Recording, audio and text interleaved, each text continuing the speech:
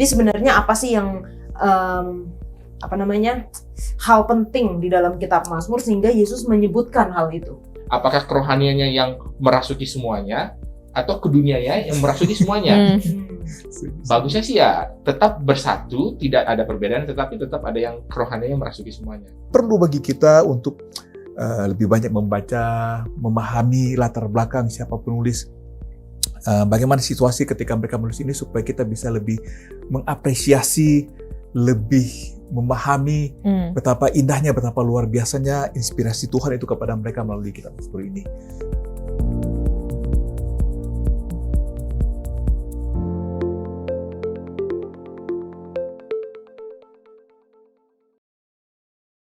Selamat datang di diskusi Sekolah Sabat, diskusi pembelajaran Alkitab yang mendalam untuk menguatkan iman kepercayaan kita kepada Tuhan. Kami mengucapkan selamat tahun baru bagi seluruh pemirsa setia Hope Channel Indonesia, terutama yang menyaksikan diskusi Sekolah Sabat. Dan selamat tahun baru juga buat teman-teman yang telah datang di studio. Terima kasih untuk kesediaannya, kita akan berdiskusi bersama-sama. Dan senang sekali bisa menemani pemirsa sekalian. Sama-sama kita pelajar Alkitab ya, kita mempelajari pelajaran-pelajaran yang ada di dalam buku Sekolah Sabat kita. Dan saat ini kita masuk di dalam triwulan pertama, tahun yang baru, tahun 2024, dengan judul Kitab Mazmur. Wah, luar biasa, kita akan membahas tentang Kitab Mazmur yang selama ini mungkin kita suka dengan kitab Mazmur karena itu adalah kitab-kitab yang berisi dengan puisi ataupun lagu-lagu, pujian-pujian, tapi lebih daripada itu apa yang kita bisa pelajari dari kitab Mazmur sepanjang triwulan ini. Nah, terima kasih teman-teman yang sudah datang, dan kita juga mau membacakan komentar dari pemirsa Hope Channel Indonesia yang telah menuliskan di kolom komentar YouTube channel Diskusi Sekolah Sabat. Boleh minta yang pertama Ellen untuk membacakan. Oke. Jadi komentar pertama dari Bapak Willy Sui. Amin, puji Tuhan, terima kasih diskusi yang sangat membawa berkat kepada semua pemirsa yang mendengar. Tuhan memberkati kita semua. Salam kami di Gereja SDA Ulu Dusun Sandakan, Sabah. Selanjutnya dari Luseh Mindung. Amin, saya Luseh Balingi, anggota Gereja SDA Liningkung Telupit, Sabah. Amat terkesan dengan penjelasan dari para panel diskusi Sekolah Sabat ini. Penjelasan yang amat membantu saya memahami message pelajaran Sekolah Sabat yang disampaikan dalam diskusi ini. Tuhan Yesus memberkati kalian.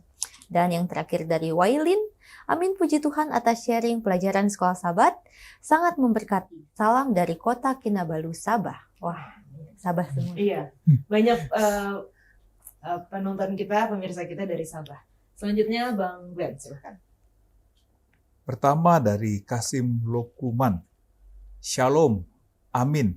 Penjelasan Sekolah Sabat yang baik sekali. God bless you dari umat Tuhan Keningau, Sabah, Malaysia. Kembali dari Malaysia. Lalu yang kedua dari Tulun, Dusun Official Channel. Amin dengan pembahasan Sekolah Sabat yang sangat baik dan sangat memuatkan, luar biasa kuasa. Dan komentar terakhir dari Ayeril Pro. Amin, terima kasih. Penjelasan pelajaran Sekolah Sabat Dewasa yang sangat jelas. Tuhan memberkati. Dari Gereja SDA Kampung Gaur, Kota Belut, Sabah, Malaysia. Kembali dari negara tetangga kita, Malaysia. Oke. Selanjutnya. Oke, yang pertama dari Rosli Tawan. Shalom dari Kota Kinabalu, Sabah, Malaysia. Kedua, Milton. Shalom, amin dengan perkongsian SS Sabat ini. Semoga ini menjadi berkat dari saya, Milton Gereja Tagas, Kota Marudu. Oke, yang ketiga, Christina Yeo. Terima kasih untuk SS, kami merasa terberkati. Amin. Amin. Sepertinya yang kali ini semuanya dari Sabah, dari Malaysia semua ya? Iya. Oke, puji Tuhan untuk komentar yang telah diberikan, bagaimana Sekolah Sabat ini telah membantu saudara-saudara di dalam mempelajari Alkitab baik secara pribadi, keluarga maupun di dalam jemaat. Dan tentunya ketika kita akan mempelajari kitab Mazmur sepanjang triwulan ini, kita akan melihat bagaimana pembagian-pembagian dari kitab Mazmur, kita akan melihat bagaimana latar belakang penulisan dari kitab Mazmur dan apa yang kita bisa mempelajari dari kitab yang penuh dengan puji-pujian. Haleluya, biarlah semua yang bernafas memuji Tuhan. Haleluya. Kita akan belajar dari kitab Mazmur. Biarlah segala yang bernafas memuji Tuhan. Haleluya. Kitab Mazmur adalah doa dan himne Alkitab yang terbaik sepanjang masa. Diucapkan dalam pujian, kegembiraan, kesedihan, dan keputusasaan. Kitab Mazmur telah berfungsi sebagai kitab doa dan penyembahan. Di manakah orang dapat menemukan kata-kata yang lebih mulia untuk mengungkapkan kegembiraan daripada di Mazmur pujian dan syukur? Atau di manakah orang dapat menemukan kata-kata yang lebih dalam, lebih menyesal, dan lebih sedih untuk mengungkapkan kesedihan daripada dalam Mazmur ratapan? Untuk mengalami kekuatan kitab Mazmur yang mengubah hidup, kita dipanggil untuk menyanyikan dan mendoakannya seperti yang dilakukan oleh generasi orang percaya yang telah menggunakan Mazmur untuk mencurahkan pujian, permohonan, pengakuan, ratapan, dan ucapan syukur mereka kepada Tuhan. Keinginan dan doa kita adalah agar kitab Mazmur memperkuat kita dalam perjalanan hidup kita, dan melaluinya kita dapat bertemu Tuhan setiap hari dari hati ke hati, sampai hari ketika kita melihat Yesus Kristus muka dengan muka, dan olehnya segala yang bernafas memuji dan menyembahnya. Haleluya.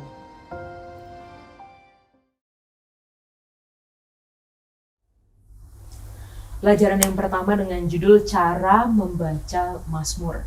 Ayat hafalannya terdapat di dalam Lukas 24 ayat 44 dan 45. Ia berkata kepada mereka, inilah perkataanku yang telah kukatakan kepadamu ketika aku masih bersama-sama dengan kamu, yakni bahwa harus digenapi semua yang ada tertulis tentang aku dalam kitab Taurat Musa dan kitab Nabi-Nabi dan kitab Mazmur. Lalu ia membuka pikiran mereka sehingga mereka mengerti kitab suci. Kita akan membuka diskusi kita dengan doa yang dibawakan oleh Adam. Mari kita satu dalam doa. Bapa kami dalam kerajaan surga, terpujilah Engkau, Allah yang hidup, Allah yang mengenal kami, Allah yang rindu untuk menunjukkan diri-Mu kepada kami. Tuntunlah diskusi kami ke depan Tuhan, dan juga seluruh anak-anak-Mu yang menyaksikan. Berikan kami fokus, sehingga kami boleh gemar belajar firman-Mu ya Bapa. Terima kasih, kami berdoa dalam nama Yesus. Amin. Amin. Terima kasih Alan. Dan tentunya kita mau juga untuk menawarkan buku Sekolah Sahabat ini bagi teman-teman yang mungkin susah untuk mendapatkan buku ini, akses kepada buku Sekolah Sahabat kita, namun rindu untuk bersama-sama belajar dengan kami. Silahkan hubungi nomor call center Hope Channel Indonesia dan katakan saya ingin mendapatkan buku Sekolah Sahabat, dan kami akan mengirimkan ke alamat Anda masing-masing secara cuma-cuma. Jadi bagi teman-teman yang rindu untuk belajar bersama, jangan takut, hubungi call center Hope Channel Indonesia.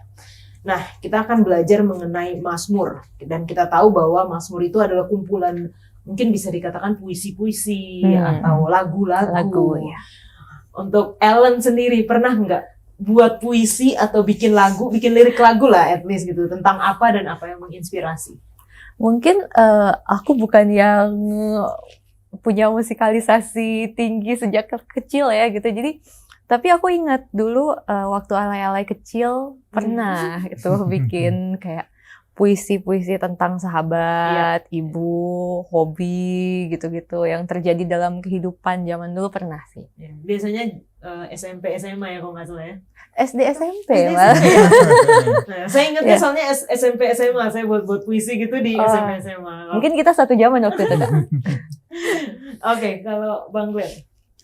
Pernah. Ini biasanya sesuai dengan suasana hati. Wow. Ya kan, kalau senang bikin yang senang, kalau lagi sedih kadang-kadang sebagai pelampiasan kesedihan. Seniman sekali ya, emang kayak gitu. Enggak terlalu. Pernah ada yang buat lagunya nggak, nge-cover atau apa gitu Bang? Aduh, saya tidak terlalu baik di musikal juga. Jadi puisi Hanya saja. bikin puisi saja, iya. Oke. Mana tahu bisa Bang nanti ada yang buatin ininya kan, Iya, melodinya. melodinya gitu. ya. I think that's good idea. Kalau Pendeta Wilson? Apa ya? Hampir nggak pernah sih ya. Kalau buat nulis puisi gitu, paling untuk tugas sekolah. Terus waktu pernah satu kali karena diminta sama mantan pacar. Oh, Yang oke. sekarang istri. Oh, Oh, jadi pernah buatin puisi buat istri ya? Iya. Wah, luar biasa. Wow. Oke, berarti itu yang mendorong adalah cinta. Yes. Oke, nah mungkin ini langsung nih ke Pendeta Wilson. Tentang Kitab Mazmur, kita tentunya pengen tahu kan latar belakang dari Kitab Mazmur ini, kayak siapa penulisnya, siapa-siapa aja, karena kita tahu kebanyakan Raja Daud, tahu siapa-siapa aja, bagaimana kondisi ketika ini ditulis, atau Mazmur ini ada bagian-bagiannya kah, atau seperti apa? Silakan. Jadi mungkin kalau yang perlu kita pahami pertama kali adalah buku Mazmur ini bukanlah satu kitab yang memang kalau seperti biasanya kan ada narasi atau histori atau cerita-cerita kan, pokoknya itu kalau mungkin yang kita ketahui, kita familiar kayak kisah Esther, satu buku mengenai kisah Esther, kisah Ruth, satu buku mengenai Ruth, atau Joshua, atau mungkin juga yang narasi dari beberapa kisah. Seperti kan kalau Kejadian, Keluaran kan masih ada beberapa kisah. Nah, kalau Mazmur ini adalah kumpulan sebenarnya daripada 5 buku. Jadi kalau di dalam tradisi Yahudinya, kitab Mazmur itu dibagi jadi 5. Kalau pembagian dari buku 1, buku 2, buku 3-nya itu adalah pokoknya dari pasal ini sampai pasal ini dikompil jadi satu buku, lalu seterusnya. Jadi kita bisa pikirkan bahwa Mazmur ini sebuah antologi atau kumpulan daripada puisi-puisi yang memang tentunya mereka atur sedemikian rupa, lokasi-lokasinya ada kelompok-kelompoknya. Lalu kalau dibilang soal penulisnya siapa, memang kebanyakan atribut daripada Mazmur ini diatributkan sama seperti Amsal lah. Kebanyakan orang tahu bahwa Amsal itu ditulis oleh Salomo, padahal enggak semuanya dari Salomo. Ada juga ditulis dari orang-orang lain. Sama juga Mazmur juga kebanyakan ditulis oleh Daud, tetapi ada juga dikatakan Bani Korah. Lalu kemudian dikatakan juga ada Mazmur dari Asaf. Lalu kemudian ada juga Mazmur daripada Etan atau Jedutun. Lalu kemudian ada juga beberapa yang penulisnya itu tidak diketahui atau tidak bisa dipastikan siapa. Ini menarik juga. Jadi ada beberapa pasal yang seperti itu. Kalau kapan ditulis, ada Musa juga. Satu pasal ditulis oleh Musa, nih Mazmur 90. Lalu kemudian kalau ditulisnya tahun berapa, ditulisnya ya mungkin kalau orang-orang ini selain Musa itu hidup di zaman Daud. Ya, Asaf, Bani Korah, dan Etan ini ya mereka bisa dibilang seperti apa ya? Kayak kalau zaman dulu itu ada yang namanya bard ya, atau kayak pemusik lah. Pemusik atau puitisnya lah. Kalau mungkin yang lebih terkenal kalau di kerajaan-kerajaan itu kan ada yang jokernya gitu kan, yang kayak bikin lucu-lucuan atau apa. Tapi ini ada orang yang tugasnya bukan bikin lucu-lucuan, tapi ya pemusiknya lah. Lalu kemudian ya itulah orang-orang di lingkungan istananya Raja Daud. Jadi Raja Daud kan hidup sekitar tahun 1000 sebelum Masehi lah. Jadi kira-kira hampir pas 3000 tahun yang lalu. Nah, itu ditulisnya tahun itu. Lalu kemudian kalau bahasanya ya pasti pakai bahasa Ibrani. Kalau temanya apa ya macam-macam, ada mengenai memuji Allah di Mazmur 121, ada tema kesedihan, atau di Mazmur 22 ada tema tentang alam, tema tentang sukacita, bahkan tema-tema yang kalau kita bisa lihat seperti kayak apa ya, mengutuki orang, ada juga tema yang bukan mengutuki Allah lah, tapi kayaknya bertanya-tanya kenapa Allah begini, kenapa Allah begitu, hampir sama seperti di Ayub ada juga. Jadi temanya macam-macam. Lalu kemudian kalau ditanya apakah Mazmur ini selalu ada lagunya, kebanyakan iya. Ada melodinya. Melodinya, karena paling tidak ya mungkin kalau melantunkan lah. Kalau dibilang apakah memang ada lagunya yang seperti himnal seperti sekarang memang lagu, itu beberapa ada. Tetapi memang kalau kalau puisi-puisi ini pada zaman itu ya memang ketika dibaca bukan dibaca biasa memang dibaca seperti dilagukan lah ya. Kalau mungkin kita tahu beberapa budaya dengan kitab suci mereka atau apa ya, ketika membaca kitab sucinya ya kayak sambil melantunkan lah. Mungkin lagunya bukan dibilang ngasal sih, enggak juga ya, tapi paling mungkin ada ininya lah, ritme-ritme khususnya gitu. Jadi memang itu dilakukan. Lalu kemudian kapan dibacanya macam-macam. Kalau lihat di judul atasnya kadang-kadang ini Mazmur ketika untuk apa? Ada yang dibilang Mazmur ketika sedang berziarah. Nah, ini maksud berziarah kemana? Berziarah ke Yerusalem ya. Kalau dibilang dalam bahasa Inggrisnya apa? A Psalm of Ascent. Ascent itu kan kayak naik gunung. Jadi kalau kita tahu kan Yerusalem itu memang ada di puncak gunung. Jadi ketika orang sambil naik ya mungkin mereka sambil melantunkan itu. Jadi ada beberapa hal mengenai Mazmur ini. Lalu kemudian kalau jadi panjang ini ya. Oke, terakhir. Jadi Mazmur ini juga karena dia berbentuknya karya literatur, jadi kan pasti kan ada strukturnya kan. Jadi beberapa struktur yang penting yang mungkin ada seperti paralelism atau buat paralel lah. Jadi paralel itu bisa berupa katanya yang paralel, kata yang sama diulangi, atau ide yang sama diulangi, atau struktur gramatikalnya dia yang diulangi. Nah, seperti itu bisa paralel. Kemudian ada juga yang disebut sebagai merisme. Merisme itu seperti kayak kalau kita kayak contohnya merenungkan firman Tuhan siang dan malam. Jadi ada dua hal, tapi bukan cuma siang dan malam ya, tapi itu karena bilang siang malam itu artinya keseluruhan. Atau kalau dibilang juga apa? Engkau melihatku ketika aku sedang duduk dan sedang berdiri. Sama juga maksudnya bukan cuma pas duduk dan berdiri, tapi seluruh kegiatan kita ngapain aja. Itu namanya merisme. Jadi ada dua hal atau tiga hal yang disampaikan dan mencakup keseluruhannya. Lalu kemudian ya pokoknya macam-macam lah yang mungkin nanti kalau ketemu pas itunya bisa kita bahas. Mungkin seperti itu dulu. Nah, di buku Sekolah Sahabat kita di penuntun guru tadi juga Pendeta Wilson sudah katakan bahwa terbagi menjadi 5. Kita bisa lihat di dalam sini bahwa ada gitu pembagian jilid 1 sampai jilid 5 dari Mazmur 1 sampai 150 ya. Jadi 1 sampai 41 dengan tema konflik antara Daud dan Saulus. Lalu kontennya ada ratapan-ratapan pribadi, Mazmur dalam menyebutkan lawan-lawan dari pemazmur.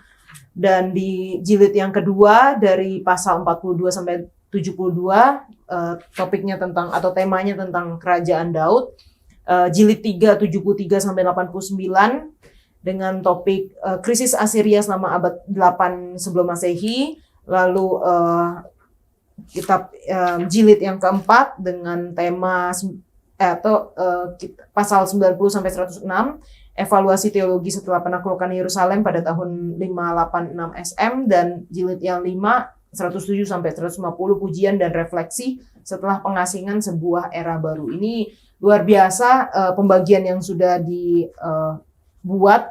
Kalau judulnya itu himne gereja yang terorganisasi dengan baik. Kita tahu ya dalam buku lagu kita tuh ada tentang pujian, lalu ada tentang hari Sabat, lalu ada tentang kelahiran Yesus, kematian Yesus. Jadi kira-kira Mazmur itu seperti itu juga. Dan ada beberapa jenis Mazmur.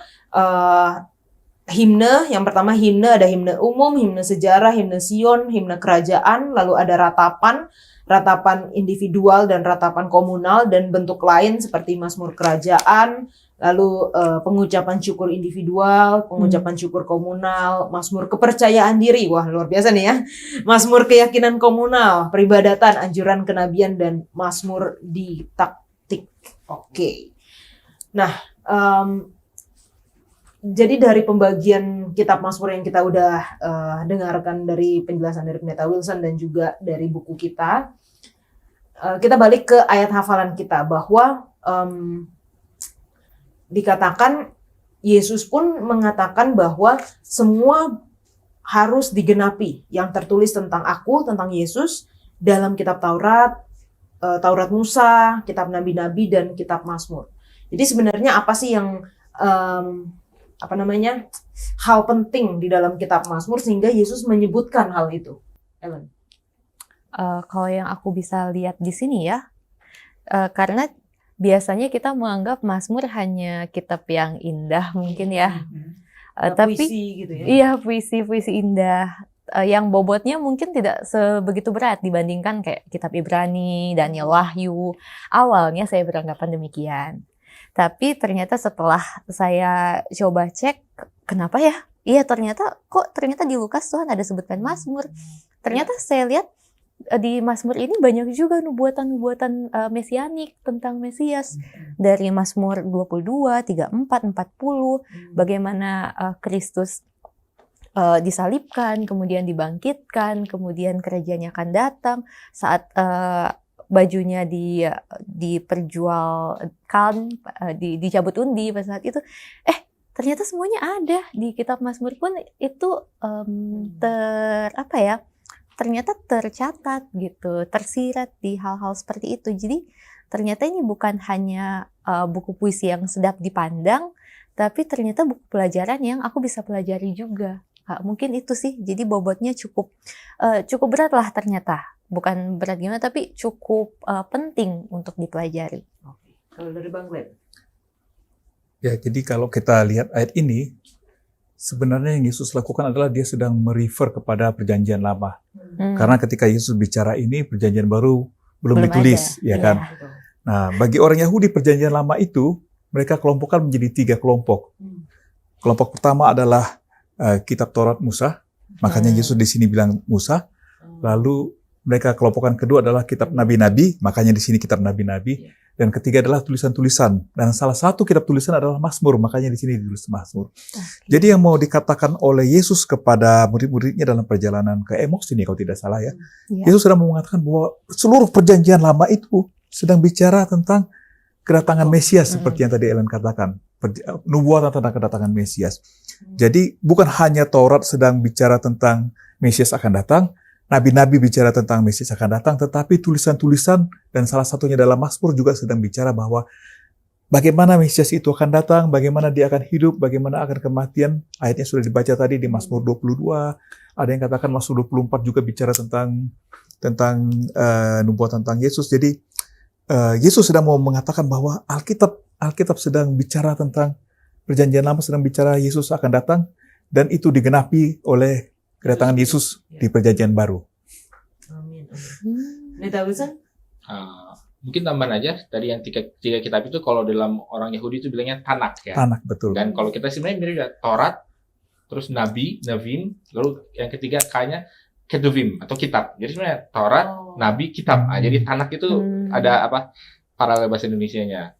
Terus kemudian kenapa ini penting? Mungkin kalau bagi saya Mazmur itu kita juga jangan lupa bahwa dalam arti begini deh, kalau mau melihat apa kata Allah kepada kita, ya kita bisa lihat semua yang lainnya. Taurat bisa Allah berbicara kepada kita, kitab Nabi-Nabi Allah berbicara kepada kita, tapi mungkin hanya kitab Mazmur lah, di mana itu bukan Allah dalam tanda kutip yang berbicara, tetapi manusia yang berbicara.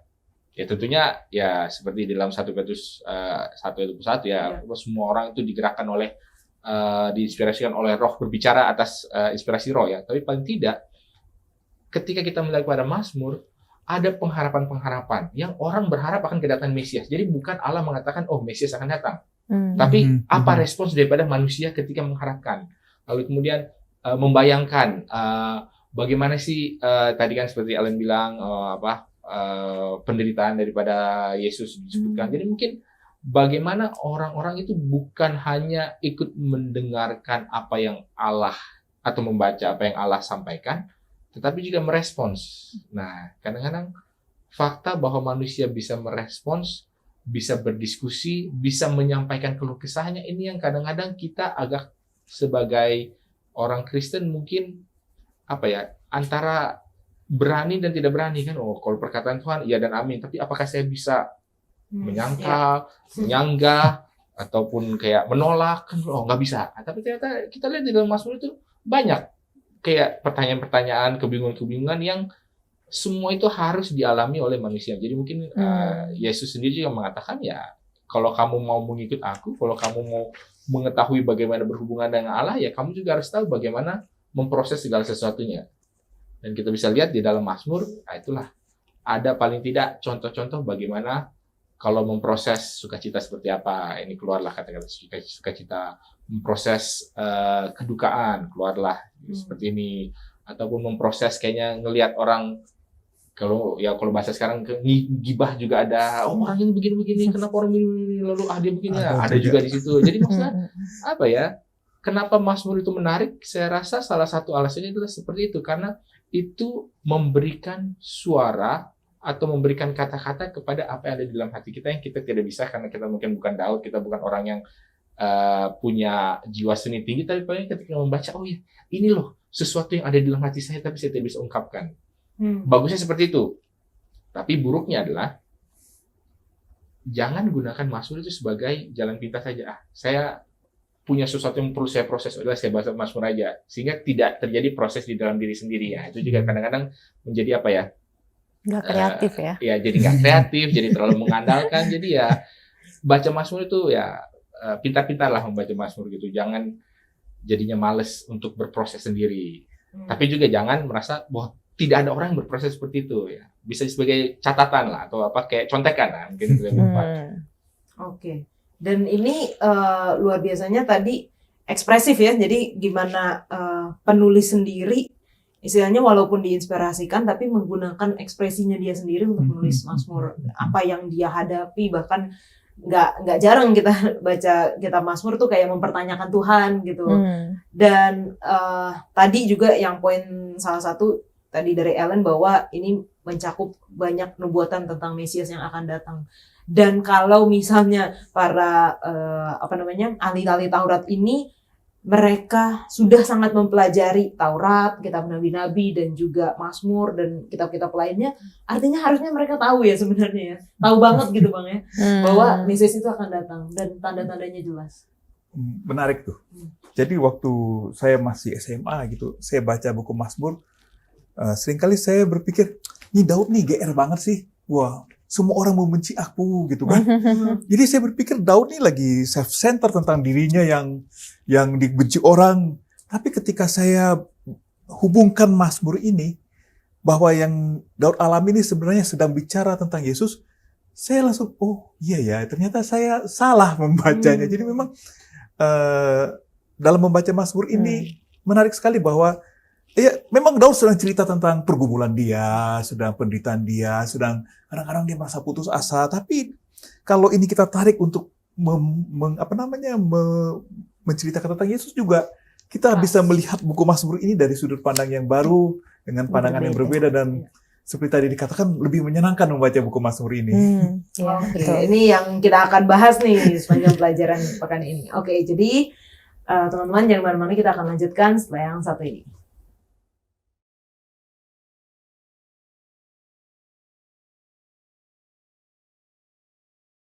Baik, kita akan melanjutkan pelajaran kita. Di dalam pelajaran hari Minggu, ini masih di hari Minggu ya, disebutkan bahwa Mazmur digunakan dalam ibadah, arak-arakan, festival, bahkan ziarah.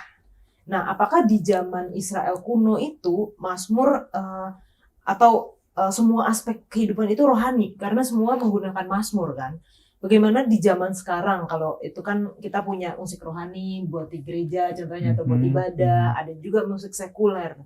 Apakah orang Kristen seharusnya mendengarkan atau menyanyikan lagu sekuler atau enggak? Ini satu pertanyaan yang mungkin ya harus bijak menjawabnya, Ellen.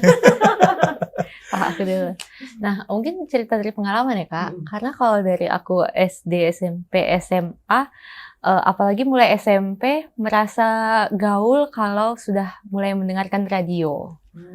Kalau tidak ada artis kesukaan, kayaknya belum gaul gitu. Jadi akhirnya dari situ mulai belajar nih, semakin banyak lagu sekuler yang mulai diinget lah gitu ya. Nah, tapi setelah SMA akhirnya aku datang ke satu sekolah, dan di lingkungan sekolah ini di orientasi awal dia bilang bahwa kita mau jaga lingkungan ini karena lingkungan sekolah Kristen, training Kristen. Terus pokoknya nggak ada lagu sekuler yang aku biasa dengar Kak. Jadi lebih ke lagu rohani, lagu himnal, terus musiknya juga yang bukan yang upbeat dan lain-lain gitu. Tapi semakin lama aku jadi semakin tajam bahwa iya juga ya, kadang-kadang musik sekuler yang kita rasa cuman buat senang-senang aja loh. Setelah aku dengar liriknya, wah ini penghujatan kepada Tuhan. Akhirnya aku semakin peka. Banyak lagu-lagu yang dulu aku suka karena ngetren, tapi ternyata tidak patut dinyanyikan karena itu penghujatan kepada Allah yang kita sembah gitu. Jadi semakin kesini aku semakin memilah sih. Kalau misalnya ditanya secara pribadi, lagu sekuler pun mungkin ada kayak lagu tentang ibu ya pasti aku masih dengar, tentang persahabatan mungkin iya, tapi lebih selektif untuk memilih, baik dia punya lirik khususnya, kemudian mungkin gaya lagu beda-beda orang. Itu mungkin satu ayat di Kolose 3. Aku ingat bahwa selain Kolose 3 ayat 23 bilang bahwa apapun yang kita lakukan, lakukanlah untuk Tuhan, di ayat 17-nya dibilang, Kolose 3 ayat 17 dibilang di situ, dan segala sesuatu yang kamu lakukan dengan perkataan ataupun perbuatan, lakukanlah semuanya itu dalam nama Tuhan Yesus sambil mengucap syukur oleh Dia kepada Allah Bapa kita. Jadi ternyata nggak bisa dipisah-pisah bahwa cuman hari Sabat dengerin lagu rohani, 6 hari selanjutnya denger lagu dunia, enggak. Kalau memang kita hormat sama Tuhan kita, sayang sama Tuhan kita akan memilah, dan itu satu keutuhan, tidak terpisah-pisah. Mungkin itu dari aku. Oke. Bang Ben. Ya, seringkali kita bikin dikotomi gitu ya. Kalau hari Sabat, wah harus lagunya seperti ini, lalu di hari Sabat lagunya beda.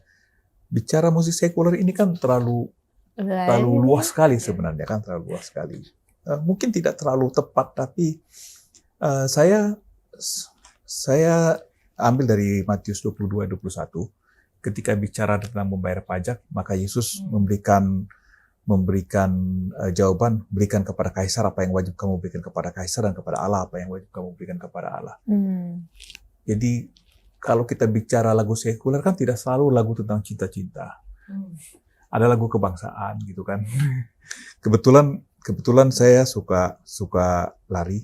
Dan biasanya kalau sebelum lari itu, sebelum bendera start digunakan, kita nyanyi lagu kebangsaan.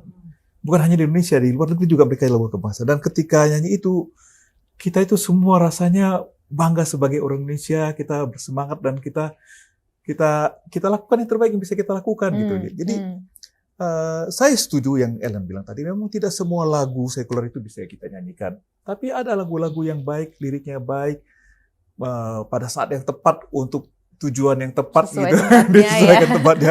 Contohnya kalau marching gitu kan, mau lagi gerak jalan, itu kan harus lagu yang mars kan. Beat yang marsnya yang 4/4 ya kalau nggak salah. Supaya cocok antara gerakan dengan gerakan dengan beatnya itu. Jadi saya setuju ayat yang dikatakan Ellen tadi, tapi mari kita pilah-pilah, dan Kolose 3:23 tadi dikatakan, biarlah kalaupun kita menyanyi apapun lagu kita itu, ini membawa kemuliaan bagi nama Tuhan atau tidak, ya kan? Jangan sudah sedih, putus asa, nyanyi lagu sedang merasa sedih, putus asa, nyanyi putus asa, wah itu makin down nanti orangnya. Nah, kalau di zaman Israel kuno itu kan semua mazmur ya?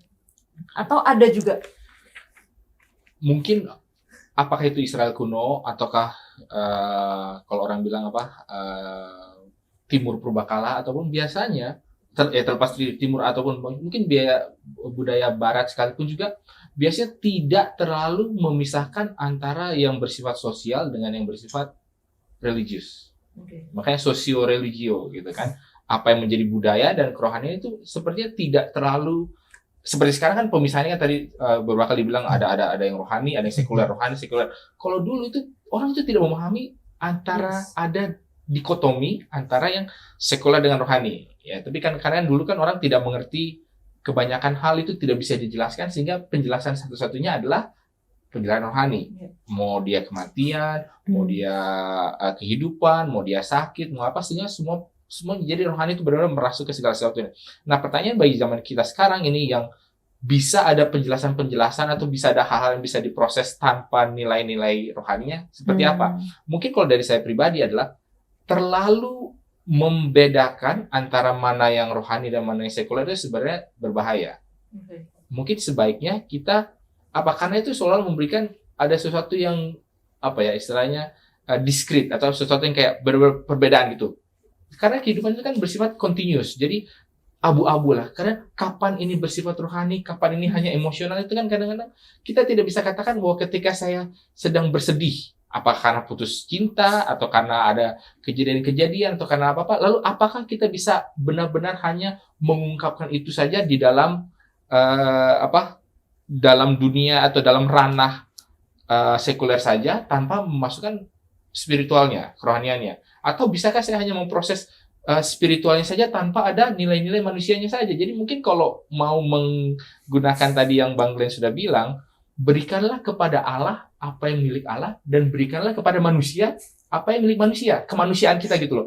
Yang kepada Allah, kealahan ya berikan, tapi kepada manusia ya berikan juga. Nah, makanya di dalam Mazmur ini kita lihat bahwa banyak sekali emosi-emosi manusia yang kalau kita katakan apakah emosi-emosi itu adalah bersifat rohani? Tidak. Bersifat kemarahan, bersifat kesedihan, bersifat kalaupun juga sukacita pun juga sukacitanya tidaklah selalu sukacita akan terhadap Allahnya, tapi terhadap ya kejadian itu sendiri yang membawa sukacita. Tetapi karena tidak terlalu membedakan mana yang rohani yang tidak, bagi mereka itu tidak ada itu, selalu semua itu bersifat kerohanian, dan mungkin itu sebenarnya harus kita agak tiru juga. Cuma masalahnya siapa yang di atas, siapa yang di bawah kan? Mana yang apakah kerohaniannya yang merasuki semuanya atau kedunianya yang merasuki semuanya? Bagusnya sih ya tetap bersatu, tidak ada perbedaan, tetapi tetap ada yang kerohaniannya merasuki semuanya. Kalau bagi saya itu, apalagi kalau ditanya sekarang anak muda, kalau ditanya boleh nggak mendengarkan lagu sekuler, boleh nggak mengenal, tidak. Itu artinya kalau kita bilang tidak boleh, artinya kita mau membuat mereka mengkotak-kotakan kehidupan mereka. Oh, ini nggak boleh, berarti ini boleh. Oh, berarti kapan bolehnya, kapan enggaknya. Oh, berarti ada waktu saya nggak perlu ini. Nah, itu kan jadi berbahaya. Gitu sih kalau dari saya. Dan memang benar bahwa jangan mengkotak-kotakan kan. Artinya, 6 hari ini punya saya. Bebas melakukan apa saja. Padahal nggak gitu konsepnya. Semua hidup kita itu di istilahnya kayak dituntun oleh Roh dalam setiap aspek kehidupan kita. Bukan artinya semua hari suci juga gitu kan, nggak hanya di hari Sabat, tapi di hari-hari istilahnya kalau kita nggak membiasakan diri di 6 hari, bagaimana kita bisa menyukai apa yang di hari ke-7 itu gitu. Oke. Nah, kita tadi udah belajar juga, Pendeta Wilson udah katakan bahwa ada pemasmur-pemasmur lain yang menuliskan kitab Mazmur selain Raja Daud. Di dalam pelajaran kita hari Senin disebutkan ada nama-nama penulis Mazmur, ada Asaf, Bani Korah, Heman orang Ezrahi, Etan orang Ezrahi, Salomo, dan Musa. Nah, mungkin Salomo dan Musa kita udah kenal ya, tapi untuk yang lain-lain ini siapa sih mereka dan apa yang menginspirasi mereka menulis Mazmur? Mungkin ke Bang Glenn dulu. Jadi kalau saya berusaha mencari tahu tentang orang-orang ini, kelihatannya orang-orang ini memang mereka adalah orang-orang yang jadi pemusiknya Raja Daud, seperti tadi dikatakan oleh Pendeta Wilson, pemusiknya Raja Daud. Jadi mereka memberikan kontribusi kepada buku Mazmur ini. Jadi secara singkat mereka adalah orang-orang pada zaman Daud, mereka adalah komposer, mereka adalah musisi kerajaan, komposer kerajaan yang dekat sama raja, dan mereka memberikan kontribusi untuk buku Mazmur ini. Hanya itu keterangan akhirnya bisa didapatkan dari luar sana. Ada tambahan Pastor Wilson? Ya, kalau dibilang Bani Korah itu siapa? Mungkin Korah yang paling terkenal sebelum kejadian ini adalah ketika pemberontakan Korah, Datan, dan Abiram. Ya kan, itu ada Korah. Ya, ini sepertinya kalau dilihat dari runutan sejarahnya, walaupun di dalam kisah itu seluruh orang keluarga Korah itu dimusnahkan, tapi tidak ada anak-anak yang hidup.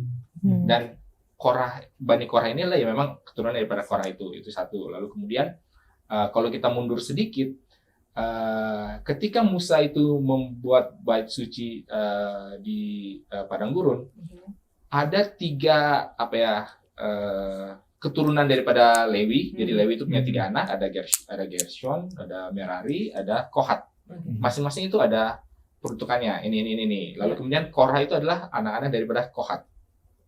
Ya, jadi itu adalah satu rumpun daripada keturunan Lewi. Lalu kemudian makanya jadilah Bani Korah. Lalu kemudian kalau Asaf dan Etan itu adalah dari keturunan yang lain. Asaf kalau nggak salah nih, harus saya ingat lagi. Asaf itu yang dari Merarinya atau Asaf itu yang dari Gershonnya, lalu kemudian yang Etan itu dari Merari atau Gershon. Jadi ini semua adalah Masih keturunan Lewi masih semua keturunan ya? Lewi semua. Betul. Dan mereka semua bertugas di Bait Suci. Dan ini adalah Mazmur ini adalah bagaimana mereka memuji Allah. Jadi mungkin kalau kita lihat koneksinya sepertinya memang pada saat itu bahkan worship leadersnya itu juga adalah dari orang-orang Lewi. Iya. Nah, mungkin itu salah satu poin yang bisa diambil.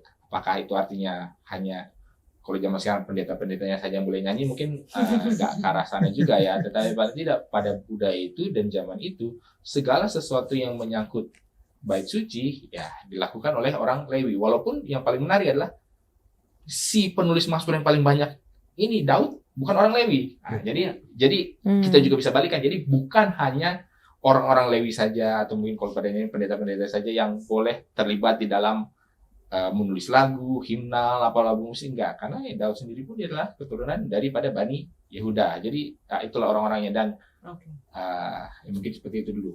Oke. Nah, di waktu yang singkat ini sebelum kita masuk ke segmen selanjutnya, apa yang dapat kita pelajari dari para penulis Mazmur ini ketika kita menghadapi kondisi yang sama seperti mereka? Artinya kan mereka menulis Mazmur bukan hanya pada waktu sukacita, tapi juga ketika mereka dalam masalah, pergumulan. Gimana, Ellen? Ya, kalau aku lihat di sini, bagaimana kita belajar dari para pemazmur ini untuk aku pribadi, untuk melibatkan Tuhan dalam setiap situasi yang aku alami, gitu ya. Jadi mereka di sini, kalau yang aku baca di ayat-ayat hari Senin, itu dalam semua hal yang mereka hadapi, tantangan lah, saat musuh datang, kerinduan, ucapan syukur, mereka melibatkan Tuhan gitu. Jadi aku libatkan Tuhan nggak ya di saat aku nunggu angkot mungkin, atau di saat aku lagi ngantri gitu. Maksudnya masih tetap berbicara kepada Tuhan, dan juga mau untuk berhubungan dengan Tuhan. Sampaikan segala kerinduan kah, segala sakit hati kah. Di Mazmur sering dibilang curahkanlah isi hatimu kepada Tuhan. Teman SMP aku kasih aku ayat itu, oh ternyata teman curhat pertama Tuhan gitu ya. Jadi mungkin itu sih yang aku dapat. Oke. Bang Len. Ya, jadi kalau saya membaca Mazmur ini jadi apa ya? Jadi panutan, tuntutan kepada kita. Orang ini sedih, saya juga sedih, ya kan? Lalu ketika orang ini sedih, dia bikin apa? Oh, dia cari Tuhan. Oh, pelajaran buat saya kalau saya sedih, saya cari Tuhan. Orang ini lagi senang, apa yang lakukan? Dia memuliakan nama Tuhan. Oh, ini Tuhan mau, saya juga kalau saya senang memuliakan nama Tuhan. Jadi Mazmur ini menjadi sumber inspirasi kepada saya, kepada kita untuk bagaimana kita bersikap dalam masalah, dalam pergumulan, dalam sukacita yang kita hadapi dalam hidup ini. Dan kita banyak melihat bahwa kalaupun Mazmur itu di tengah-tengahnya kayak ada curhatannya, ada mengapa engkau meninggalkan aku, tidak mendengarkan permohonanku, di bawahnya tuh pasti ada pujian juga kembali lagi kepada Tuhan. Luar biasa. Oke teman-teman, jangan kemana-mana karena kita akan kembali lagi setelah yang satu ini.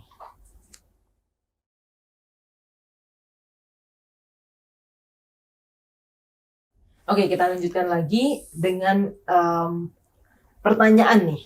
Kan tadi di awal Pendeta Wilson sudah jelaskan bahwa puisi di kitab Mazmur tuh ada paralelisme, ada perumpamaan, merisme, permainan kata.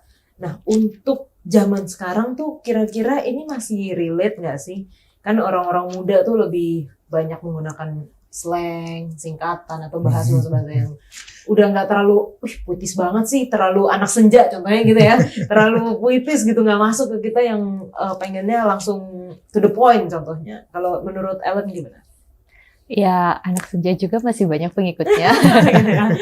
Ya, saya salah satu penikmat literatur yang menurut saya paduan katanya bagus, puisi-puisi gitu. Jadi sebenarnya saya masih suka juga.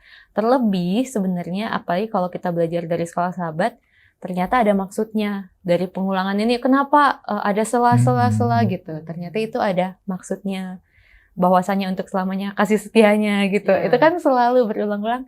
Oh ternyata itu lagu. Jadi bukan hanya dibaca untuk jadi hampa, tapi mungkin aku jadi lebih lihat inti-intinya. Menurut aku masih sangat-sangat relatable. Oke. Bang Len. sekarang ini lagi apa namanya, kalau kita lihat acara-acara tuh ada acara pantun yang kalau kata-kata langsung cakep. Cakep. Itu paralelisme loh sebenarnya. Iya. Jadi itu masih relevan buat kita sekarang. Kemudian Hmm. perhatikan lagu-lagu. Lagu-lagu itu juga sebenarnya lagu-lagu itu kata-kata akhirnya itu diatur sedemikian rupa supaya mirip-mirip kan. Jadi ini masih relate sih menurut saya.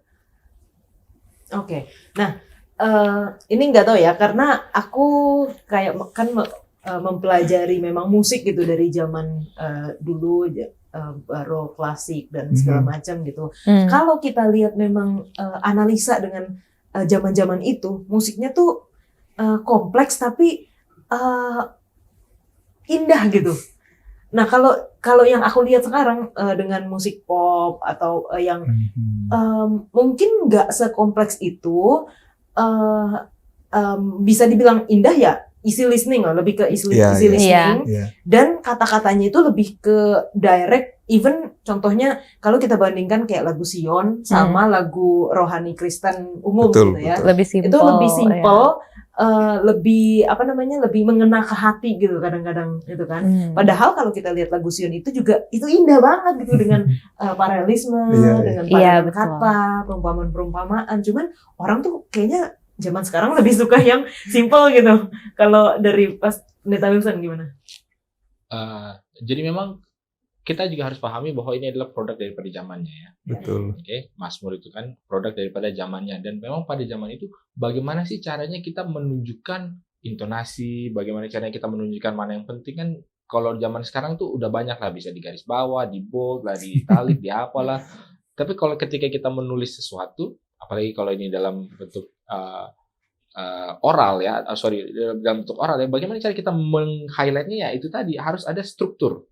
Karena kan orang, kalau tadi Yola bilang kenapa musik itu terdengar indah, kenapa kita pakai tonalnya yang pentatonik atau apa gitu kan, karena memang sudah dipikirkan kalau kuncinya seperti ini, itulah baru ada harmoni yang indah. Dan kita sebagai manusia itu suka sesuatu yang bersifat simetris, sesuatu yang bersifat ada paralel, sesuatu yang bersifat terstruktur, itu membuat kedengarannya jadi lebih indah. Nah, yang menjadi masalah adalah di dunia yang sekarang ini, postmodern, itu semua aturan itu mau dilabrak gitu loh. Apalagi kalau bicara soal gambar lah, abstraksi gitu kan, orang udah tahu bahwa kalau gradasi warna ini bagusnya dari sini. Tapi karena kita mau avant-garde gitu kan, mau mendobrak semuanya kan, ikonoklastik lah, itu segala aturan itu mau diubah. Dan akhirnya orang itu jadi dipaksakan sesuatu yang tidak indah menjadi indah gitu loh. Padahal kalau tanpa ada bandingan, tanpa apa, kita lihat itu secara objektif, secara absolut indah nggak? Enggak. Tapi karena zaman ini mengatakan hal itu indah, akhirnya ya kita ikuti zaman. Padahal ada sesuatu yang klasik, ada sesuatu yang memang tidak lekang oleh waktu. Nah, di dalam Mazmur ini juga, ya kalau kita bicara soal paralelisme, kalau kita bicara soal pengulangan, kalau kita bicara soal ritme, soal ini, itu adalah sesuatu yang sebenarnya adalah indah, tidak mengenal zaman. Dan itu juga bisa membuat orang juga jadi mengerti. Karena apa? Dengan ini dilakukan sedemikian, kontennya juga jadinya masuk akal gitu loh. Jadi kita bisa memahami, ada konten, ada intisari yang memang mau disampaikan. Bukan semata-mata hanya sebagai ungkapan-ungkapan saja yang tidak jelas juntrungannya kemana, yang hanya menyentuh hati saja. Jadi orang sering salah terhadap Mazmur ini. Orang, walaupun tadi kita bilang itulah cara mereka memproses apa segala macam, tetapi semua daripada Mazmur itu pasti ada substance-nya, ada apa ya istilahnya, ada yang ininya, intisarinya, ada yang kayak orang bilang ada dagingnya gitu loh, bukan cuma kayak kulit-kulitnya aja. Nah, sementara kalau kita mau yang ya mungkin kalau ini sebagai kritikan kepada zaman sekarang, itu yang terlalu cetek-cetek, yang terlalu superficial, akhirnya tidak mendapatkan apa-apa gitu loh. Iya, Tuhan itu baik, Tuhan itu baik. Ya kau ulangin aja itu 10 kali gitu kan. Apakah itu bagus? Bagus. Tetapi apakah kita memberikan nuansa, memberikan warna, memberikan kedalaman daripada Tuhan itu seperti apa, manusia itu seperti apa? Nah, itulah yang ada di dalam Mazmur. Dan cara mereka melakukan hal itu adalah dengan ya struktur-struktur ini. Yang memang kalau kita sudah menjadi generasi yang malas, struktur-struktur ini akan kayak hilang begitu saja. Kita tidak terbiasa untuk bergumul. Kita tidak terbiasa untuk benar-benar meresapi kita hanya mau yang instan-instan aja. Nah, akhirnya jadi seperti itu, dan itu menurunkan cara kita berpikir, menurunkan hal-hal yang penting membuat segala sesuatu itu jadi tidak ada substansinya. Jadi kalau bilang apakah kita mau mengikuti tren? Ya tergantung trennya seperti apa, dan karena bagaimanapun juga ya kalau kita mau menjangkau orang, kita harus menjangkau di mana orang itu berada. Tetapi kan kita tidak tetap seperti orang itu, tetap kita menarik dia ke sesuatu yang lebih baik. Mungkin seperti ini juga. Dan pelajaran hari Rabu itu menyebutkan bahwa Mazmur itu bukan hanya sekedar istilahnya puisi, kumpulan-kumpulan puisi, bukan hanya sekedar lirik-lirik yang ditulis, tapi juga doa-doa yang terinspirasi. Nah, gimana nih sekarang caranya kita bisa istilahnya mengintegrasikan kitab Mazmur di dalam ibadah kita, di dalam doa-doa kita? Bagaimana kita bisa menggunakan kitab Mazmur ini lebih menyatu lah istilahnya dengan kerohanian kita sekarang? Coba dihafalin. Oke. Punya pengalaman nggak dalam pengalaman berdoa atau ibadah menggunakan kitab Mazmur gitu?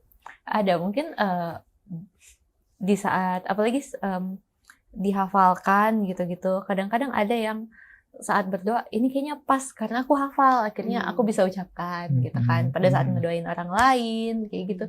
Atau saat didoakan orang lain lebih impactful banget kalau ada selipan-selipan kayak ayat Alkitab.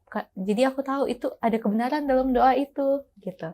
Ataupun pengalaman pribadi, misalnya sedang dalam situasi yang mungkin pergumulan atau apa, aku ingat hal-hal di Mazmur seperti itu. Mungkin itu sih. Bang Glenn. Kalau saya suka ambil ayat di Mazmur, lalu saya paraphrase apa sih bahasa Indonesianya? Iya, paraphrase. Kata-kata sendiri. Menggunakan Iya. kata-kata saya sendiri dan mematchingkan dengan situasi saya. Kadang-kadang ketika saya dapat tugas berdoa tutup di gereja, lalu doa berkat itu, saya suka ambil dari Mazmur, lalu saya kata-katanya itu saya adjust dengan situasi dan kondisi gereja, sehingga orang merasa, oh ya kayaknya Alkitab itu relate sebenarnya dengan kehidupan kita sekarang. Memang seharusnya begitu. Harusnya iya. Tapi memang kita harus hati-hati. Contohnya kan, ini sih bukan di Mazmur, tapi kadang-kadang ada doa berkat yang di buku Ulangan itu kan, ngomongin lumbung, ngomongin ladang, itu kan tidak relevan buat kita sekarang kan. Jadi kata-kata seperti itu tuh saya rubah dengan pekerjaan, dengan usaha. Jadi itu Alkitab itu saya buat menjadi relate dengan kehidupan kita di saat ini. Apalagi Gen Z Bang udah nggak tahu apa itu lumbung. Ya betul. Nah, tapi kayaknya kalau orang yang nggak baca Alkitab nggak tahu juga. Mereka taunya Bang Glenn keren banget kata-katanya. Itu ngambil dari Alkitab gitu. Dari penerusan. Ya memang kontekstualisasi itu sangat penting ya. Tapi paling tidak yang tadi seperti Bang Glenn bilang adalah itu bisa menjadi suatu contekan. Bisa menjadi suatu acuan struktur itu seperti apa. Kalau kita kan kalau diajarin menulis kan pasti ada pembukaan, ada isi, ada penutup. Nah, begitu juga dalam doa. Pasti ada, ya kalau kita ambil Mazmur yang lain, bagaimana cara mereka memulai. Kan semua itu kan pasti bersumber dari Allah. Lalu kemudian di dalam proses manusia terjadi ini, mungkin kalau kayak air gitu kan, ada sumber mata air di gunung, lalu kemudian sungainya lah kemana-mana, tapi semua bermuara ke lautan lagi. Ya mungkin kadang-kadang seperti itulah bagaimana kita bisa menggunakan Mazmur. Kan? Kita melihat dia mulainya kemana. Oke, lalu kemudian dia berproses seperti apa? Lalu kemudian ditutupnya seperti apa? Nah, kalau kita mau istilahnya mengupgrade bagaimana cara kita berdoa, apalagi ya kalau ini mungkin agak motivasi yang mungkin tidak terlalu saya harus pilih kata motivasi yang bagus juga sebenarnya, tapi bagaimana ketika kita berdoa di depan, kan orang juga supaya bisa menginspirasi doa itu kan perlu ada struktur yang baik, perlu ada kata-kata yang baik. Dan bila mana kata-kata itu adalah kata-kata yang sudah sangat familiar dan kata-kata yang memang sudah teruji lah istilahnya kan, yang kita gunakan ulang, ya itulah makanya ada yang disebut klise. Klise itu kan karena kata-kata itu benar, bagus, ada intinya, makanya diulang-ulangi terus. Nah, inilah dengan mendoakan, menginkorporasikan kata-kata dari doa dari Mazmur yang memang sudah istilahnya sudah teruji, sudah difilter, sudah disaring, ya itu bisa menambah ketika kita berdoanya. Itu kalau orang tadi seperti yang bilang mengenali kata-kata. Tapi kalaupun orang tidak mengenali kata-kata perkatanya, tapi orang menghargai struktur yang bagusnya. Gimana cara memulainya, gimana paralelismenya tadi kalau Bang Ren di paraphrase, tapi kan paralelisnya tetap ada kok. Bagus ya. Dia bentuknya bisa bilang ini terus bilang ini, itu kan jadi sesuatu yang bisa menginspirasi orang juga. Oke. Dan ini akan kita pelajari di episode di pelajaran kedua ya. Bagaimana cara kita berdoa, karena betul. biasanya ada orang-orang Kristen yang berkata bahwa ya doa yang keluar dari mulut aja gitu. Doa nggak harus yang kata-kata bagus, atau ada yang bilang juga, oh karena saya nggak punya talenta berdoa, ya orang lain yang punya talenta berdoa, contohnya kayak gitu. Jadi kita bisa juga mengimprove ibadah kita dan doa kita melalui kitab Mazmur. Nah, dari semua yang kita sudah pelajari, latar belakang, penulis, lalu kondisi-kondisi dan juga struktur dari kitab Mazmur ini, bagaimana hal-hal ini dapat membantu kita di ayat judul kita, cara membaca Mazmur. Ellen. Oke, jadi untuk aku apalagi setelah sekolah sahabat ini, aku jadi lebih menghargai dan mungkin saat aku melihat konteksnya, ini kapan ditulis, apa yang sedang terjadi gitu, dan mendalami isinya, aku jadi bukan hanya melihat ini sebagai buku puisi, tapi sebagai sesuatu yang aku juga bisa relate gitu. Oke. Bang Ben. Ya, jadi kalau bagi saya, seperti tadi saya kasih contoh ketika saya SMA baca Mazmur, orang bilang GR banget sih Raja Daud nih, seolah-olah dia yang paling orang tertekan, terzolimi. Tertindas ya. Tapi sebenarnya sedang bicara Yesus. Jadi bagi saya adalah ketika saya semakin memahami konteks siapa penulisnya, apa latar belakang penulisnya. Jadi ketika membacanya itu menjadi lebih relate dan lebih memahami dan lebih mengapresiasi apa yang dituliskan oleh para penulis Mazmur ini. Contohnya adalah, ini saya kasih contoh sedikit ya. Misalnya ayat sering, lihatlah dan kecaplah betapa baiknya Tuhan itu. Oh, Tuhan itu baik. Tapi kalau kita paham bahwa kapan Daud menulis itu adalah ketika dia sedang melarikan diri ke musuhnya, menjadi orang berpura-pura menjadi orang gila. Bayangkan pada saat tertekan, berpura-pura jadi orang gila, nyawanya bisa terancam, dia bisa katakan, lihatlah dan kecaplah betapa baiknya Tuhan itu. Jadi waktu baca itu, wow, ini sesuatu yang luar biasa. Jadi memang perlu bagi kita untuk lebih banyak membaca, memahami latar belakang siapa penulis, bagaimana situasi ketika mereka menulis ini, supaya kita bisa lebih mengapresiasi, lebih memahami betapa indahnya, betapa luar biasanya inspirasi Tuhan itu kepada mereka melalui kitab Mazmur ini. Oke. Dan saya jadi kepikir waktu Abang bilang baca kitab Mazmur, connect juga dengan, maksudnya kalau kita baca Alkitab itu ternyata, ini kayaknya saya pernah dengar di mana gitu, atau kita baca Perjanjian Baru, kayaknya saya pernah baca ayat ini di Perjanjian Lama. Dan kita bisa lihat ada footnotes ya kalau di Alkitab di Alkitab kita ada catatan-catatan di bawah. Jadi di ayat berapa, ini connect dengan pasal mana di kitab lain gitu. Dan ini mungkin kelebihannya Alkitab yang masih berbentuk fisik ya. Kalau HP mungkin ada beberapa tapi nggak semuanya ada. Gitu. Oke, kesimpulan dari Neta Wilson. Oke, mungkin sebagai kesimpulannya adalah, bila mana kita melihat kitab Mazmur ini, kita perlu memahami bahwa Mazmur ini adalah kumpulan daripada pengalaman-pengalaman hidup orang-orang.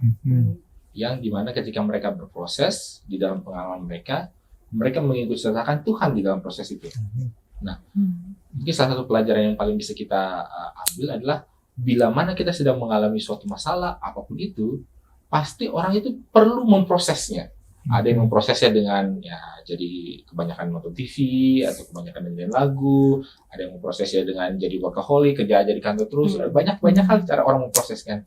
Tapi ketika kita melihat Mazmur ini, kita jadi melihat bagaimana orang-orang yang diinspirasikan oleh Tuhan memproses segala sesuatu yang terjadi di dalam kehidupan mereka. Karena kan ini kan semua spektrumnya itu ada kan, dari kesedihan, pergumulan, kedukaan, kabur, sampai kemenangan, kemuliaan, menjadi raja, lalu melihat kepada menantikan kerajaan surga ataupun menantikan kerajaan Allah untuk segala datang, kan itu kan ada semua.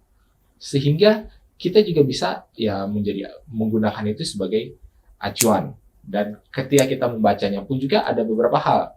Kita harus menyadari ketika itu ditulis, sebelum kita masuk ke dalam makna rohaninya, kita juga perlu pahami makna fisikalnya, makna jasmaninya apa ya. Kalau tadi bilang Daud lari dari kejaran orang-orang, jangan kita langsung bilang, oh ya kejaran orang-orang itu bisa seperti ya, oh ya apalah segala macam setan-setan apa segala apa pencobaan. Enggak ya, kejaran orang memang dia sedang lagi dikejar-kejar. Nah, mungkin kita juga tertekan, kita juga bilang Tuhan ada sesuatu menekan saya. Ya, yang menekan saya itu ya kalau di dalam kita mengatakan bahwa pergumulan kita bukan melawan darah dan daging, ya itu ada betulnya, ada konteks di mana hal itu perlu kita ini. Tapi kan pada saat ini orang memang bergumul dengan apa yang ada di hadapannya.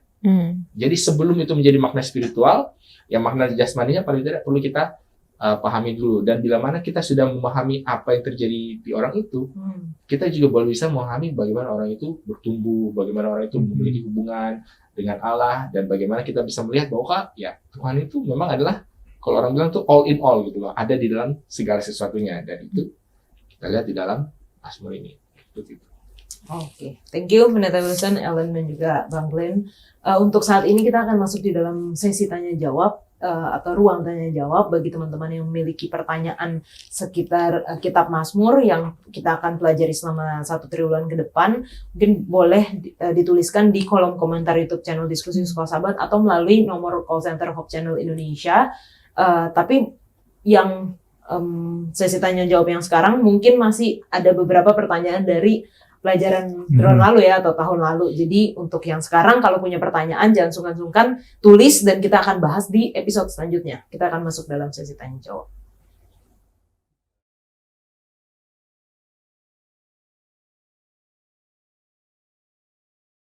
Baik teman-teman, saat ini kita masuk di dalam sesi tanya jawab, dan pekan ini kita bersama dengan Pendeta Leroy. Ya. Saya mau ucapkan selamat tahun baru dulu, Pendeta. Selamat tahun baru. Oke, ini walaupun kita sudah masuk di pelajaran pertama dari tahun 2024 ya, sudah di Kitab Mazmur. Tapi masih ada pertanyaan yang masuk dari pelajaran yang lalu, Pendeta. Terutama tentang Esther dan Mordekai. Saya langsung bacakan ya, Pendeta ya. Yang pertama dari Ida Bagus Naruto.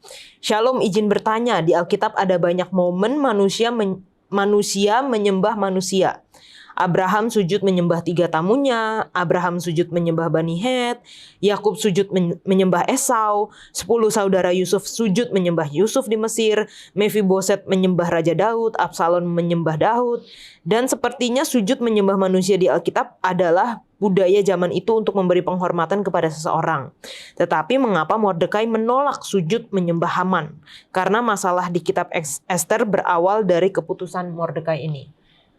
Baik, Sister Ida, ini kelihatannya sudah paham ya. Karena walaupun itu dibuat pertanyaan, tapi sebenarnya beliau ini sudah tahu kira-kira model apa ya. Jadi gambaran seperti apa orang dalam melakukan sujud. Ya, saya mau tukar dulu kata menyembah dengan sujud. Kalau menyembah nggak enak dengarnya, tapi sujudlah dulu ya.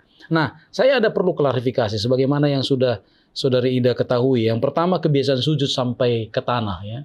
Kita ambil dulu satu data datang dari pangeran-pangeran Palestina yang pada waktu berhadapan dengan Firaun Raja Mesir, mereka menulis begini, kami itu sujud sampai 7 kali. Bahkan ada kata-kata 7, lalu tambah 7 lagi. Bahkan kalau dilihat cara terjemahan, jangan-jangan ini sedang menyatakan 7 kali 7 kali, jadi 49 kali penyembahan atau sujud. Tapi ini bukan dalam pengertian bahwa mereka itu sujud menyembah seperti menyembah kepada Allah, kepada sesembahan. Tetapi ini adalah seperti yang di dalam pertanyaan ini disebutkan, seperti itu adalah kebiasaan orang timur di sana. Jadi tolong dibedakan antara mana sujud untuk menyembah Tuhan dan mana yang tidak. Kan begitu. Jadi ini adalah sebuah kebiasaan. Lalu kemudian dikutip juga mengenai Abraham menyembah 3 tamunya. Ya. Kita tahu dalam cerita bahwa Abraham ini sebenarnya tidak tahu menahu soal identitasnya. Termasuk identitas salah satu yang adalah Tuhan. Ya. Jadi tidak tahu. Tapi yang penting dia sedang memperagakan satu kebiasaan. Seperti ya orang Palestina dan orang Semitik lainnya lakukan ya di Kanaan itu. Bahwa itu adalah bentuk sebuah kerendahan hatian, sebuah penghormatan dan lain-lain ya. Nah, tapi yang jadi masalah adalah ketika kita masuk kepada Mordekai. Nah, kita kembali dulu kepada si Ahasuerus. Kita tahu bahwa Ahasuerus lah yang membuat suatu titah dan undang-undang agar Haman itu mendapatkan ya sujud. Ya. Ya kan begitu. Bahwa orang harus sujud. Itu perintah. Tapi begini, sujud itu sudah pasti tidak membuat Haman menjadi Tuhan.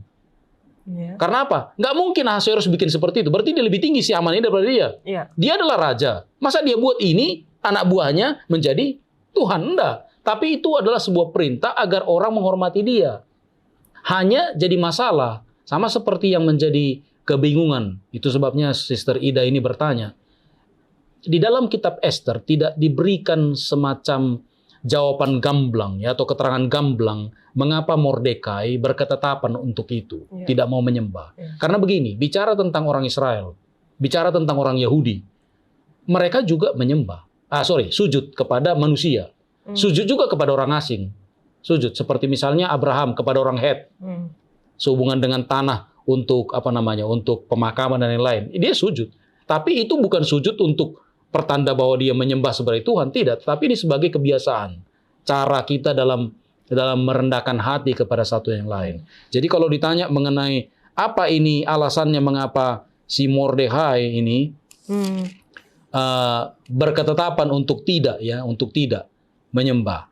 Kalau kita sebut misalnya, dia hanya mau sampaikan sujudnya itu kepada Tuhan. Ingat sekali lagi, nama Tuhan tidak ada di dalam apa? Kitab Ester. Yang jelas dia berketetapan untuk itu. Lalu dia katakan, ketika didesak ya, akhirnya didesak dalam cerita itu, didesak dia, mengapa kau lakukan itu? Kenapa nggak turut perintah Tuhan, perintah Ahasuerus raja? Lalu dia katakan, karena aku orang Yahudi. Nah, dia tidak bilang karena aku mau menyembah Tuhan. Bukan, dia karena aku orang Yahudi. Jadi Yahudinya itu yang diangkat. Bahwa Yahudi kemudian dikenal, mereka ini adalah orang yang tidak mau turut perintah. Berdasarkan pernyataan Haman ya kepada Raja Ahasuerus. Kira-kira demikian. Jadi yang jelas, ada perbedaan yang sangat signifikan, walaupun mungkin gesturnya sama, antara sujud sujud untuk memberikan respek, hormat kepada manusia, dan kepada Tuhan. Ada bedanya. Ya. Dan kali ini yang dalam konteks Haman ini sebenarnya bukan masalah penyembahan seperti menyembah kepada Tuhan. Karena perintahnya tidak seperti itu. Terima kasih. Berarti kalau alasannya karena dia orang Yahudi, apa ada kemungkinan karena Haman itu orang Agag, pendeta? Yang merupakan musuh dari... Ya, katakan Agag. Agag itu kan berarti bukan orang Israel. Tapi Abraham sendiri juga memberikan respek seperti itu kepada orang asing. Ya kan? Kepada orang Het. Iya. Jadi orang Ibrani ada banyak kasus, mereka juga respek kepada apa? Dengan cara sujud tadi ya. Tapi ya, Mordekai dalam hal ini, itu makanya menjadi cerita ya. Dia bikin ketetapan, dia tidak mau. Tapi ya, kalau kita mau bikin menjadi bersuara keagamaan ya bahwa kita hanya menyembah Tuhan. Mungkin bisa dikatakan. Tapi tidak ada catatan di dalam kitab Ester. Jadi artinya janganlah kita memberikan kesimpulan sesuatu yang tidak ada ditulis, kan begitu. Ya, terima kasih. Oke, terima kasih Pak Pendeta. Nah, ini langsung ke pertanyaan selanjutnya dari akun. Nama akunnya adalah Serumangamba 4683. Pelajaran tentang Ester dan Mordekai ini membuat saya agak bingung. Apa sebenarnya tujuan utama Mordekai menyuruh Ester untuk ikut kompetisi ratu dan harus menggunakan cara yang tidak terus terang atau bisa kita katakan berbohong untuk mencapai sesuatu? Atau kisah ini hanyalah sebuah situasional saja? Lalu apa sebenarnya ending yang didapatkan dari kisah Ester ini? Pelajaran ini menurut saya agak ngambang dan kurang jelas info dan ceritanya. Mohon maaf kalau saya salah. Ya, tidak salah. Artinya evaluasi dari penanya ya. Adalah satu, saya kira ya dia memahami situasi ya. Tapi mungkin ada beberapa hal juga yang kita perlu klarifikasi. Yang pertama ya, dalam Ester 2:8 dituliskan, setelah titah dan undang-undang raja tersiar dan banyak gadis, perhatikan, dikumpulkan. Bukan mendaftarkan diri ya, dikumpulkan di dalam benteng Susan, di bawah pengawasan Hegai, maka Ester pun, perhatikan, dibawa.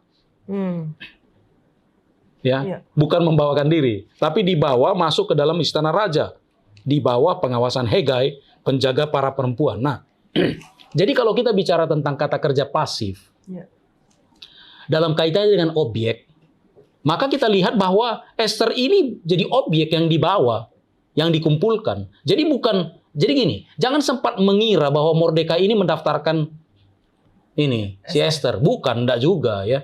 Mereka ini dalam keadaan terpaksa karena ada titah, bukan hanya titah, undang-undang. Jadi seperti dekret presiden ditambah dengan undang-undang, pakai KUHP. Artinya dengan ancaman, kalau menolak hati-hati. Jadi Berbeda dengan istilahnya beauty pageant ya, kontes kecantikan, bukan daftar siapa saja yang apa dengan apa namanya penyaringan kan. Ini tidak. Ini adalah satu titah dengan dibarengi dengan undang-undang yang ketat.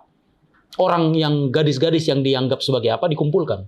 Jadi tidak ada pilihan bagi Mordekai termasuk Esther. Ya kalau dibawa dikumpulkan ya nurut aja begitu. Ya. Nah, satu hal lagi mungkin yang saya tertarik adalah coba lihat di dalam Esther 2 ayat 11. Oke. Itu menarik sekali itu ya. Tiap-tiap hari katanya berjalan-jalanlah siapa? Mordekai. Untuk apa? Untuk ngecek apa yang terjadi kepada Esther. Artinya dia pun khawatir.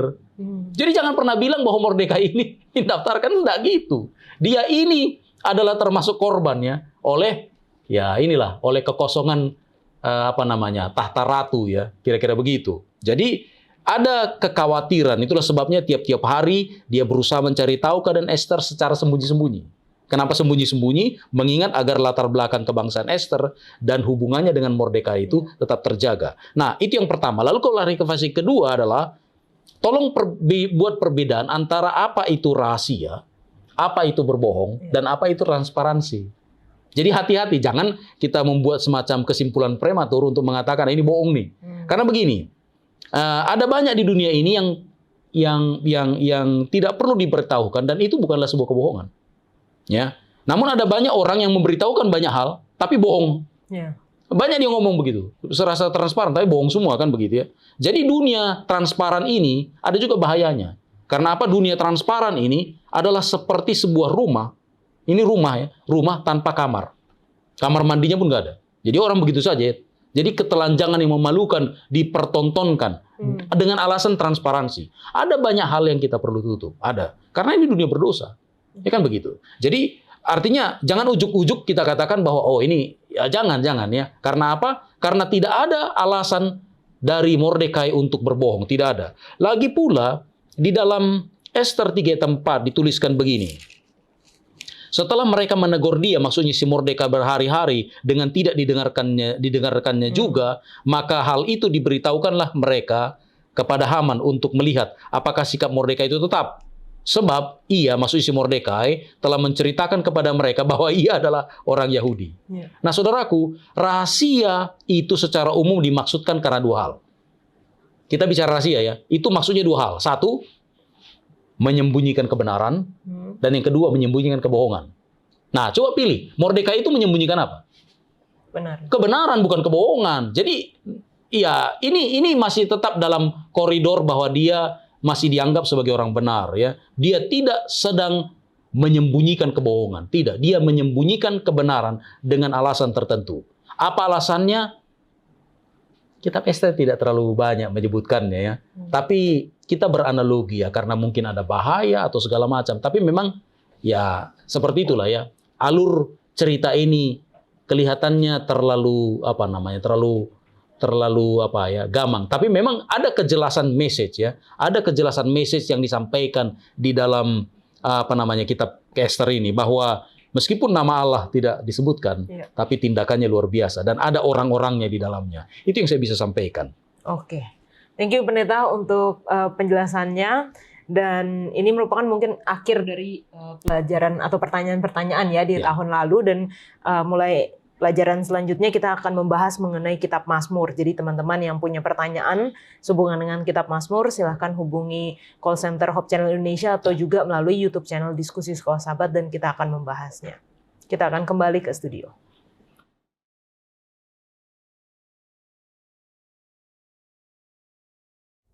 Kita akan menutup diskusi kita. Doa akan dibawakan oleh Pendeta Wilson. Oke, mari kita dalam doa. Ya Tuhan, Bapa kami dalam sekalian surga, kami bersyukur Tuhan, Kau sudah boleh mempertemukan kami dalam diskusi ini, bagaimana kami boleh membaca Kitab Mazmur ini. Kami sudah mempelajari tentang bagaimana struktur, bagaimana siapa-siapa penulisnya Tuhan, tapi kami akan percaya bahwa sebagaimana Engkau menuntun mereka di dalam segala pergumulan, di dalam segala apa-apa yang menjadi dalam kehidupan daripada para penulis Mazmur ini, Engkau juga akan ada bersama-sama dengan kami. Dan sebagaimana mereka boleh berseru, memberikan segala keluh kesah, pujian, ratapan mereka kepada Engkau, Engkau juga mengundang kami untuk melakukan hal yang sama. Dan dalam buku Mazmur ini boleh menjadi buku yang berharga bagi kami, boleh menguatkan iman percaya kami. Menjadi harapan kami dalam Yesus kami berdoa. Amin. Amin. Terima kasih Pendeta Wilson dan semua teman-teman yang sudah berdiskusi bersama.